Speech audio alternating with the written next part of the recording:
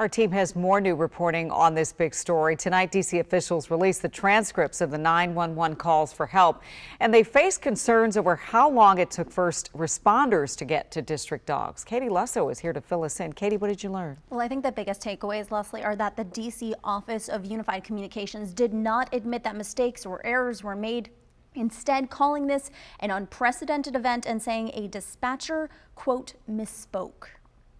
At 5:06 p.m., the manager of District Dogs calls from her home in Maryland, tells 911 it's flooding horribly. The walls gave out. Goes on to say, we know people are in danger. They're told a unit is being dispatched and to call back with any updates. The next call at 5:09 p.m., this time from the assistant manager, says they're watching on the cameras that the whole place is flooding and there are people in there, animals in there. Repeats these concerns, is told crews are on the way.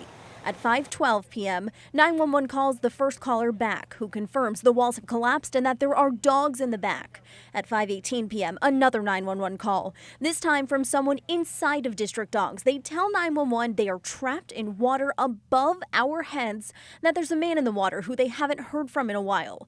At approximately 5:20 p.m., DC Fire and EMS, who were already on scene, see someone swimming out of District Dogs. At 5:22 p.m., Fire and EMS are officially dispatched. Reminder, the first 911 call was at 5:06 p.m. Our public safety call takers are the people interacting with the public. That call information is then put into the CAD system. It is then read by a dispatcher who is relaying that information to fire and EMS or MPD personnel. But the problem is, this is the first message the dispatcher relayed. Public sits at the District Dogs at 680 Rhode Island Avenue Northeast for water leaks. In a closed-door session, Office of Unified Communications Director Heather McGaffin admitted the dispatcher misspoke and did not elevate the gravity of the call to reflect what was happening. There's a dispatch supervisor and there's also a fire liaison that Chief Donnelly talked about. So there are people looking at these calls. So that sounds like 3 people who missed it. I think I have supervisors, yes, but I also have multiple calls going on at the same time. Fire Chief John Donnelly wouldn't speculate on whether getting there sooner would have saved the dogs. I would have liked to have been able to get there earlier. I think one of the things that's important to realize here is when that front wall collapsed, it was a sudden and catastrophic incident. It was immediate. At that point, everybody's life was in danger. When asked directly why she would not apologize for the mistakes made, Director McGaffin said this. We could have done things differently. This was an unprecedented event.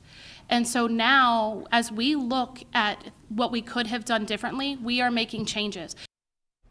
Now, the director said the dispatcher involved here is still dispatching calls. The director of DC's 911 call center said going forward, scenarios like this one at District Dogs will be categorized in the 911 system as a collapsed building to get the right resources on site faster. Leslie? You sure hope this never, ever happens again. Yeah, my heart just breaks for Absolutely, all of all of them. All right, thanks, Katie.